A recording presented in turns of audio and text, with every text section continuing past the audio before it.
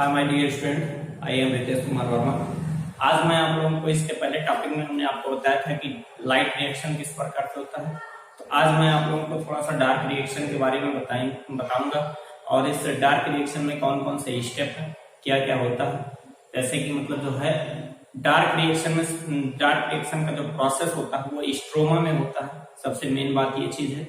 उसके बाद फिर RUBP, ठीक है, यह जो मतलब रूबिस्को एंजाइम RUBP रेबलोज 1,5 बाईफास्फेट होता है, जिसके थ्रू जो मतलब कार्बन डाइऑक्साइड का फिक्सेशन होता है। यह प्रोसेस कार्बोक्सिलेशन कहलाता है, ठीक है।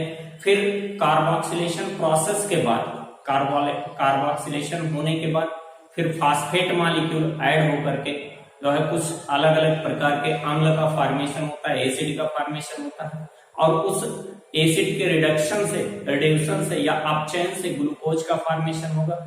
और ये प्रोसेस जो मतलब रिडक्शन प्रोसेस कहलाएगा। और फिर जो मतलब उन्हीं में से कुछ जो है अम्लों के द्वारा पुनः जो है रीजनरेट होता है RUBP, यानी रीजनरेशन प्रोसेस। तो ये सब प्रोसेस मतलब जो है 2-3 प्रोसेस है, ये 2-3 पॉइंट है, बहुत ज्यादा टाइम का नहीं। मतलब इस प्रकार से हम आइए आपको दिखाते हैं कि मतलब जो है डार्क रिएक्शन में क्या क्या होता है, कौन कौन सा प्रोसेस चलता है। तो हम देखते हैं डार्क रिएक्शन को सबसे पहले नाम किस किस नाम से जाना जाता है। एक आप डार्क रिएक्शन कह सकते हैं, ब्लैकमैन नामक साइंटिस्ट के द्वारा खोजा गया था, ब्लैकमैन्स रिएक्शन कहा जाता है। इसमें ग्लूकोज की सिंथेसिस होती है, इसलिए इसे जो है बायोसिंथेसिस फेज कहा जा सकता है। स्ट्रोमा में ये पाया जाता है, इसलिए इसे स्ट्रोमल रिएक्शन कहा जाता है। सबसे फर्स्ट स्टेबल प्रोडक्ट, प्राथमिक अस्थायी उत्पाद जो बनता है 3 कार्बन का बनता है, 3 कार्बन कंपाउंड का बनता है, इसलिए इसे C3 साइकिल भी कहा जाता है, ठीक है। तो इतने नामों से जाना जाता है। इतने नामों में से आप किसी भी नाम से आप इसे कह सकते हैं, चाहे ब्लैकमैन कहिए रिएक्शन, या तो मतलब आप कह सकते हैं डार्क रिएक्शन, बायोसिंथेटिक फेज भी कह सकते हैं, या स्ट्रोमा में होने के नाते स्ट्रोमल रिएक्शन कह सकते हैं, या C3 साइकिल कह सकते हैं। थोड़ा सा समरी लाइक हम देखेंगे कि इसमें जो मतलब क्या होता है, reduction of CO2 carbon dioxide का अपचयन होता है, use of ATP and NADPH2, ठीक है। तो ATP और NADPH2 का जो है यूज होता है, जिसका फॉर्मेशन लाइट रिएक्शन में हुआ होता है, लाइट रिएक्शन में होता है। इंडिपेंडेंट ऑफ लाइट, यानी जो मतलब ये लाइट पे जो है डिपेंड नहीं होती है, स्वतंत्र होती है, यानी लाइट की उपस्थिति या अनुपस्थिति से कोई इफेक्ट नहीं पड़ता। इसमें जो 3 स्टेप है वो 3 स्टेप हमने अभी आपको बताया। कार्बोक्सिलेशन, कार्बन का जो है जुड़ना, कार्बोक्सिलेशन या कार्बन डाइऑक्साइड का ऐड होना कार्बोक्सिलेशन कहलाता है।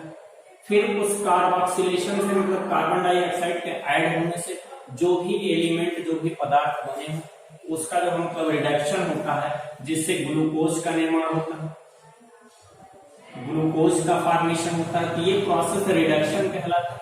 और फिर पुनः जो मतलब RUBP का जो फॉर्मेशन होता है, पुनः फॉर्मेशन या रीजनरेशन। तो इस प्रकार से 3 स्टेप में जो मतलब हमारी C3 साइकिल चलती है। आप ये कह सकते हैं यूज ऑफ 3 ATP, एक कार्बन डाइऑक्साइड मॉलिक्यूल को फिक्स करने के लिए बताया जाता है कि एक कार्बन डाइऑक्साइड मॉलिक्यूल को फिक्स करने के लिए 3 ATP और 2 NADPH2, या आप कह सकते हैं use of 3 ATP and 2 NADPH2 fixation of 1 carbon dioxide molecule, ठीक है। एक मॉलिक्यूल कार्बन डाइऑक्साइड को फिक्स करने के लिए 3 ATP और 2 NADP खर्च होता है, ठीक है।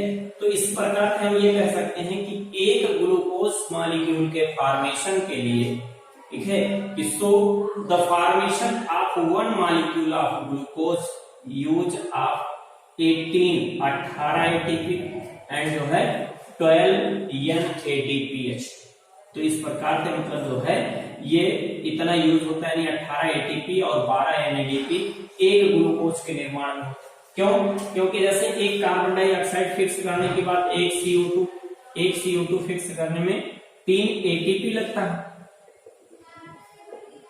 और जो है 2 ADPH2 लग रहा है।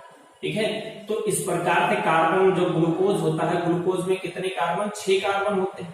तो 6 कार्बन जो है जोड़ने के लिए, यानी हमको जो मतलब जब एक कार्बन जोड़ने के लिए 3 एटीपी खर्च हो रहा है, तो इस प्रकार से हम जो मतलब इसमें क्या करेंगे 6 गुणे 3, और यहाँ भी क्या करेंगे 6 गुणे 2, यानी इतना एटीपी, यानी 6 त्रिक 18 एटीपी, और जो है फिर 12 या 12 NADPH2 का फॉर्मेशन मतलब जो यूज होगा। तो इस प्रकार से एक ग्लूकोज मॉलिक्यूल जो है वो 6 कार्बन का होता है, तो इस प्रकार से इतना खर्च होता है। आइए साइकिल में देखते हैं कि शॉर्ट फॉर्म में मतलब जो है जो स्ट्रोमा होता है, स्ट्रोमा में प्रेजेंट होता है RUBP जिसे शॉर्ट फॉर्म में कहा जाता है। आप लार्ज में कहेंगे रेबुलोज 1,5-bis या बाई फास्फेट। ठीक है, रेबुलोज 1,5-bis बाई डाई कुछ भी आप कह सकते हैं। तो बाई फास्फेट या बिस फास्फेट होता है, जिसमें 5 ये मॉलिक्यूल क्या होता है, 5 कार्बन कंपाउंड का। ठीक है, 5 कार्बन कंपाउंड का मॉलिक्यूल है। ठीक है, इसके 6 मोल होते हैं, 6 मोल होते हैं। इस प्रकार से जो मतलब क्या हुआ कि 5 कार्बन कंपाउंड का, और इधर से जो मतलब 6 मोल हम जो है क्या ले लिए, कार्बन डाइऑक्साइड। ठीक है, तो मतलब जो है कार्बन डाइऑक्साइड जो यूज होगा, कार्बन डाइऑक्साइड यूज हो करके फिर ये जो मतलब 6 कार्बन कंपाउंड के जो है 6 मॉलिक्यूल बनाएंगे। ठीक है, और उन 6 मॉलिक्यूलों से टूट करके 3-3 कार्बन कंपाउंड के 12 मॉलिक्यूल बनेंगे, जिसमें बनेगा 3-फॉस्फोग्लिसरिक एसिड। 3-फॉस्फोग्लिसरिक एसिड। ये क्या होता है, इस साइकिल का सबसे जो मतलब आप कह सकते हैं सबसे मतलब जो है प्रथम या फर्स्ट स्टेबल प्रोडक्ट होता है।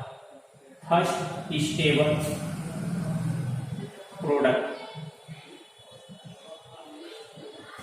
स्टेबल प्रोडक्ट होता है, यह प्रथम स्थायी उत्पाद होता है, जिसके जो है कार्बन की संख्या 3 होती है, इसीलिए इसे C3 साइकिल भी कहा जाता है।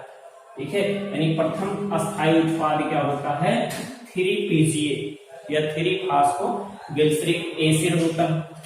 अब ये 3-फॉस्फोग्लिसरिक एसिड, यानी आपने देखा RUBP से फॉस्फोग्लिसरिक एसिड ऐड होने के कारण, ठीक है, फॉस्फोग्लिसरिक एसिड के ऐड होने का जो प्रोसेस था उसी को क्या कहा गया, कार्बोक्सिलेशन, यानी कार्बन डाइऑक्साइड का जुड़ना।